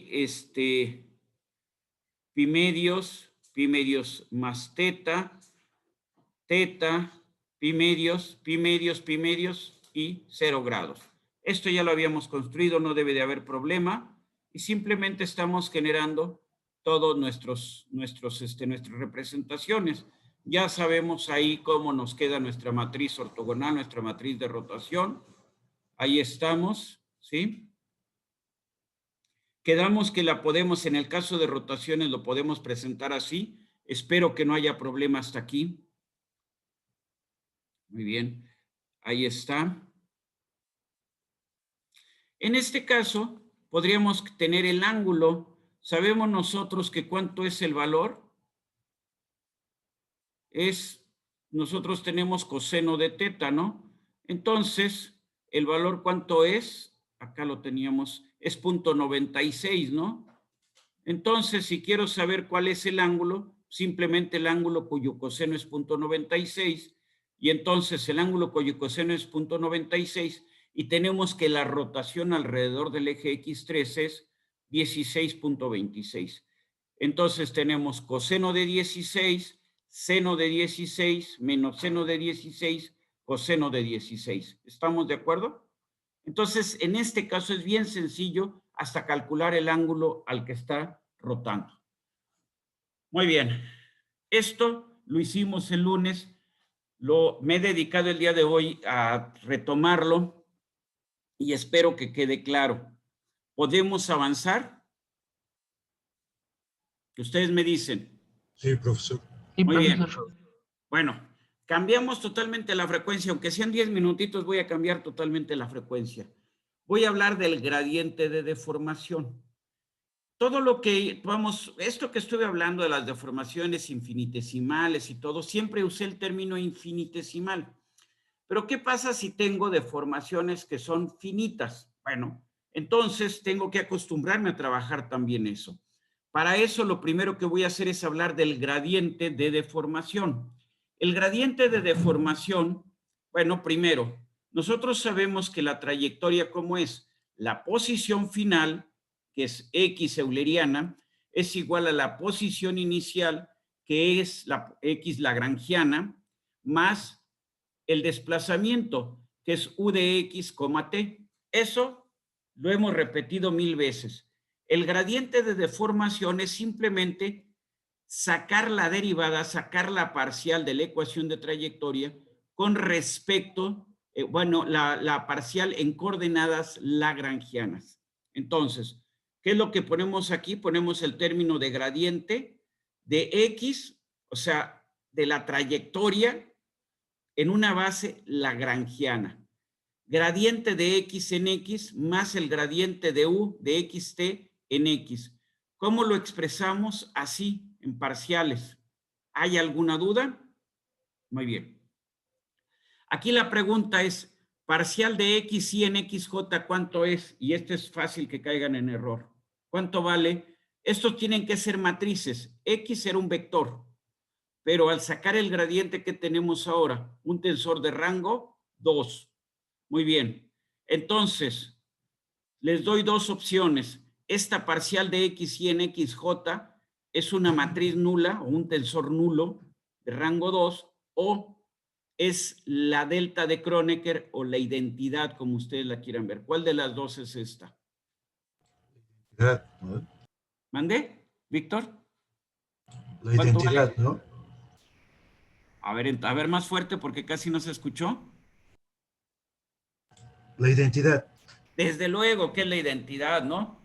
Estamos derivando, estoy derivando consigo a mí mismo, sí, consigo, la variable consigo a sí misma. Entonces, ¿qué nos tiene que dar? La identidad. Es una variable vectorial, entonces tiene que representarse matricialmente, ¿sí? Entonces, lo que vamos a tener, decimos, F y J está dado en notación índice así o en notación general de esta forma, ¿sí? Muy bien. Ustedes me dicen, no debe de haber mayor problema. Muy bien. Entonces, ahí lo tenemos. F y J es esto, ya lo habíamos expresado. El gradiente de X, ¿sí? De X es esto, o sea, es el primer término. Parcial de X1 en X1 es 1, parcial de X2 en X2 es 1, parcial de X3 en X3 es 1. El resto de los términos es igual a 0. Entonces, ahí tenemos eso. Todos esos términos son 0. Y como Víctor nos hizo notar, esto tiene que ser la identidad, ¿sí?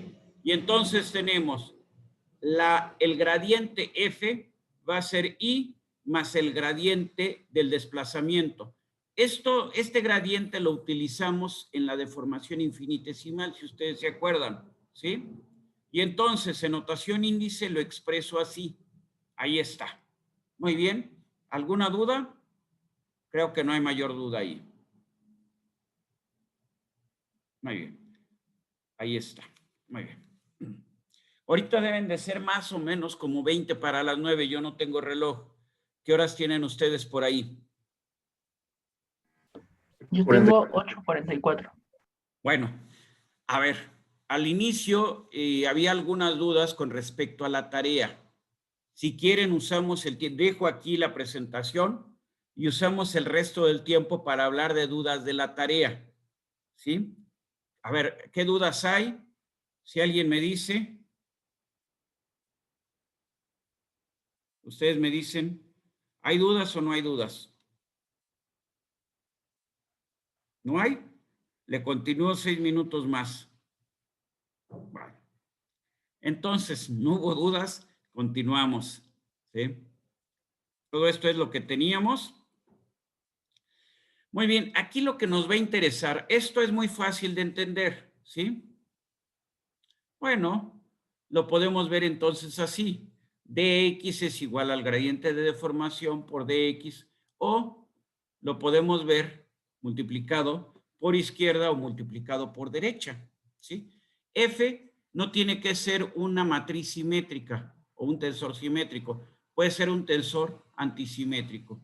Dx, ¿qué nos representa? Dx minúscula o dx espacial, configuración deformada.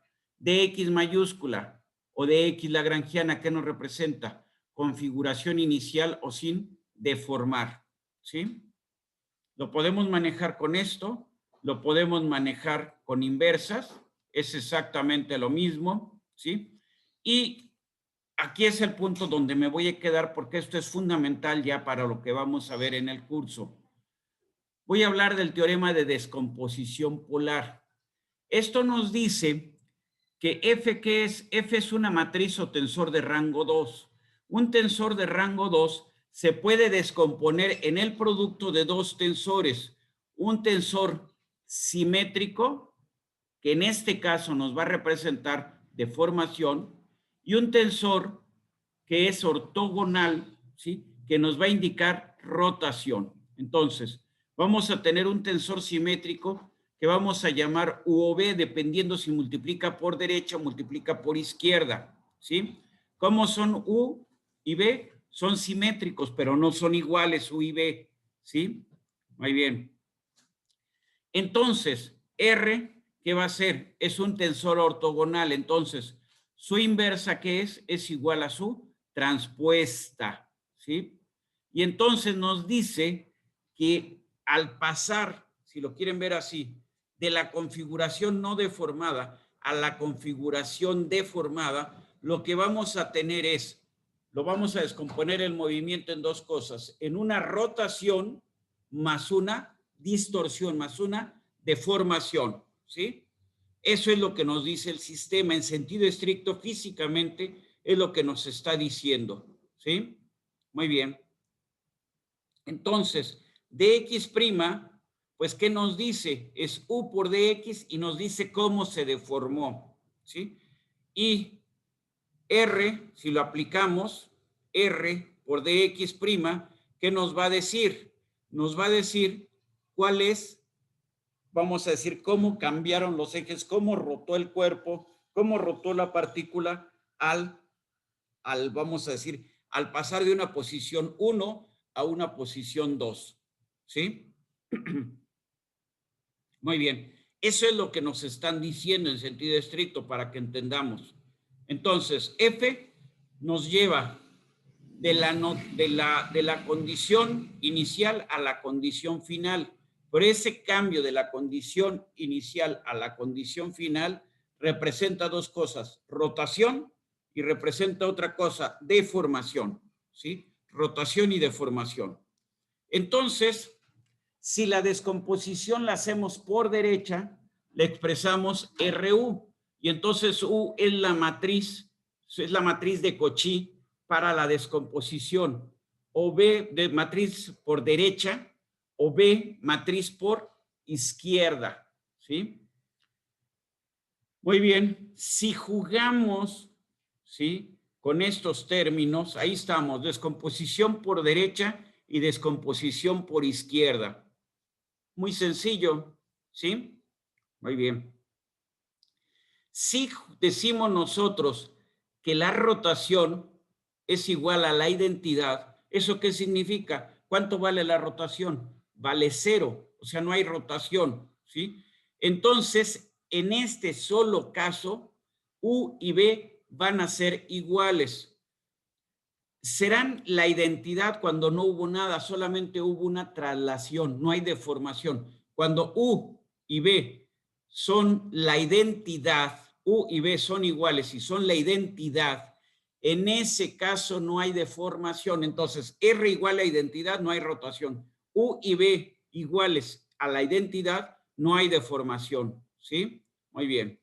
Entonces, si F es igual a la identidad, eso significa que R es la identidad y que U y B son la identidad. Entonces, en ese caso, F es la identidad. ¿Eso qué significa? Que en el tiempo no hubo deformación ni rotación, entonces solamente hubo traslación. Al no haber deformación, hubo traslación de un cuerpo rígido, ¿sí? Muy bien, si R es diferente de la identidad, pero U y B son la identidad, entonces solamente hubo rotación. ¿Rotación de quién? De un cuerpo rígido. Ahora, si R es la identidad, U y B son diferentes de la identidad, ¿sí? Entonces, F es igual a U, es igual a B, es un tensor simétrico.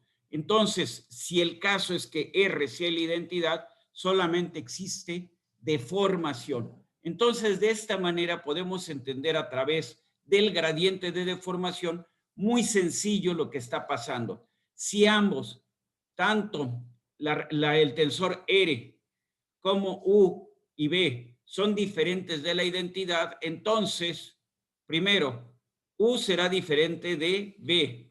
R es diferente de la identidad, entonces existen deformación y rotación, que es el caso que normalmente vamos a trabajar en el curso. ¿Sí? Muy bien. Muy bien.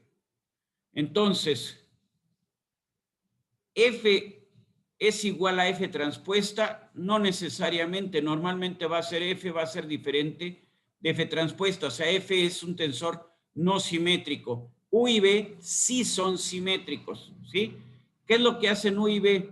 Pues describen la deformación bajo diferente punto de vista, ¿sí? Simplemente es un manejo matemático el que estamos haciendo, pero estrictamente lo que estamos cambiando es, pues, cómo estamos observando el sistema, ¿sí?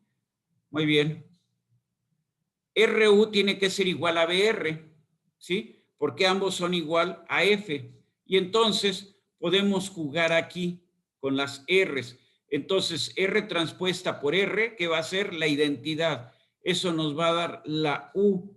Y entonces U es igual a R transpuesta por B por R. ¿Estamos de acuerdo?